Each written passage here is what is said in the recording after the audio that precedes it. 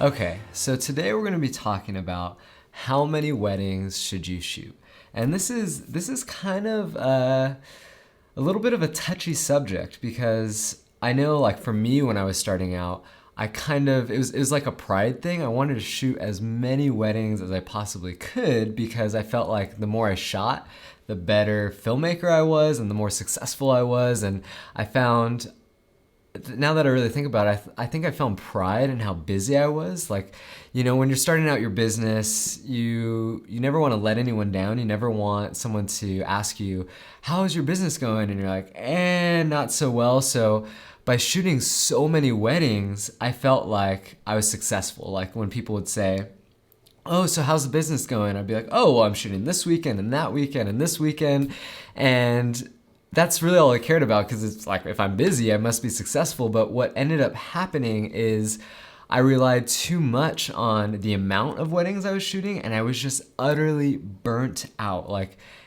And it's different for each person. I totally get that. Like, I have friends who shoot 40 weddings a year or something like that, and they crush it and they do an amazing job. And I think part of it too is I was comparing myself to them, and I thought, oh, since they shoot so many weddings a year, then I have to shoot that many weddings. But what I quickly found out was I don't have the mental capacity to be that creative across 40 weddings. That would mean, like, I remember the one year we shot the most weddings we've ever shot. It was like 30 or so weddings, and I was excited when we booked the projects, but then when we were actually shooting them and as it got towards the end, it was really exhausting. And I found that my creativity just wasn't at the top of my game that year. And then I was just like, I really can't do this. And I had this massive epiphany that I really, really hope that can encourage you guys, because it really changed our entire business.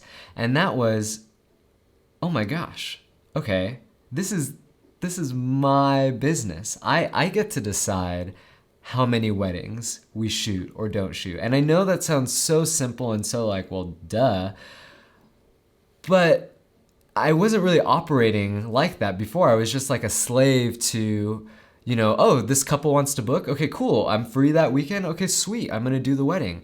But then I realized, no, I can actually decide what my capacity is for my creativity and how I really want to run my life. Like, I don't want my whole life to be run every single weekend with weddings. I want to be able to spend time with my wife. Now we have a daughter, and it's just like, I want to be able to spend time with her. So what we really did is we sat down and we said, okay, realistically, how many weddings can we do a year? And I would encourage you guys to do the exact same thing.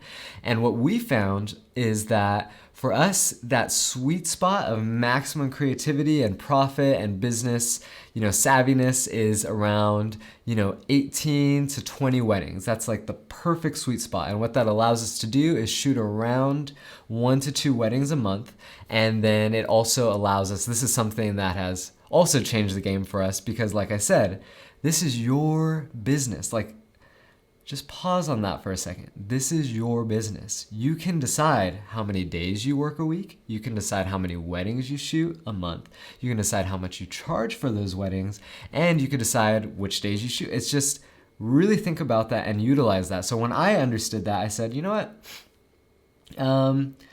December's a crazy month for us. It's all our family comes down for Christmas time. It's also been at the end of a full wedding season for us. And, I really just don't want to shoot any weddings in December.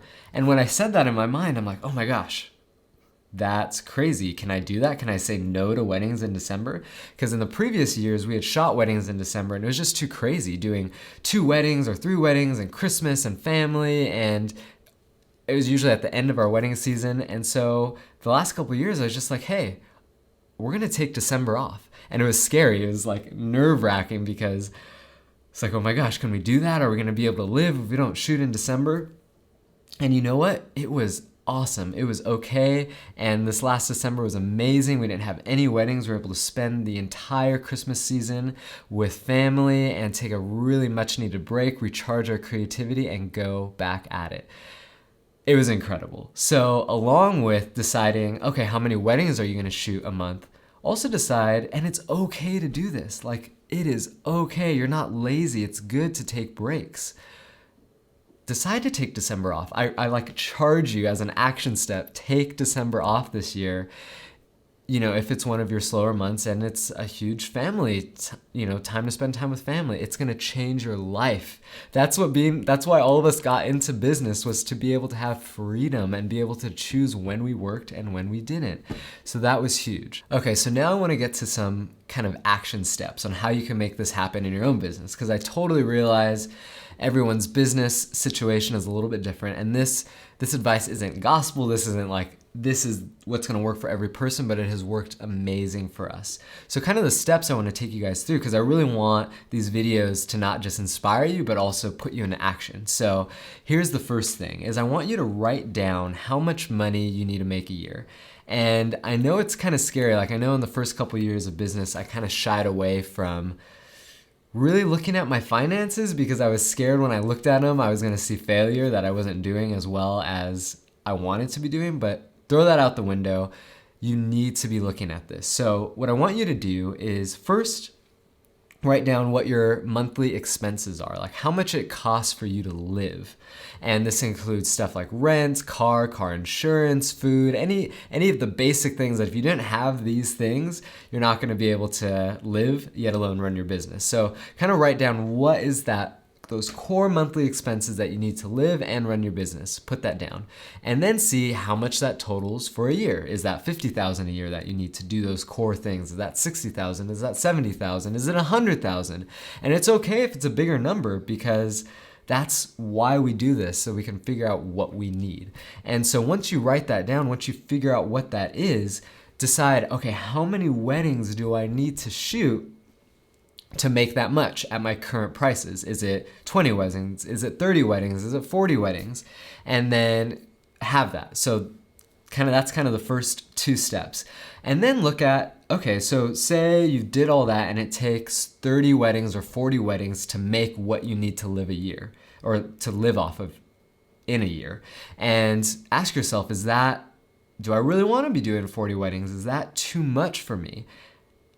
And what's so awesome about this is you see if it's too much before you actually book 40 weddings in a year. So it's really good to do this at the beginning of the year into the next year, so that you kind of know and you can structure your bookings. But say if it is too much, this is what we do. If we're like, oh man, okay, we want to make this much and it's going to take this many weddings, but that's just too many weddings.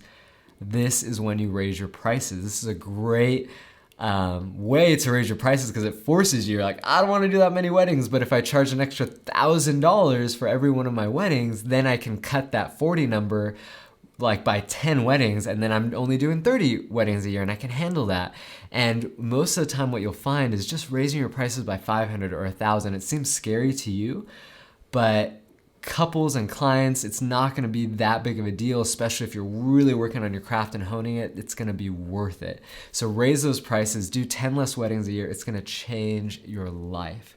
And so, that's what I really suggest, is really let's run through the steps again. So first, figure out how much money you need to make a year. Second, how many weddings is it going to take to make that much? If it's too much, charge more for your work. And lastly, just do it. Just do this step. It has revolutionized our business.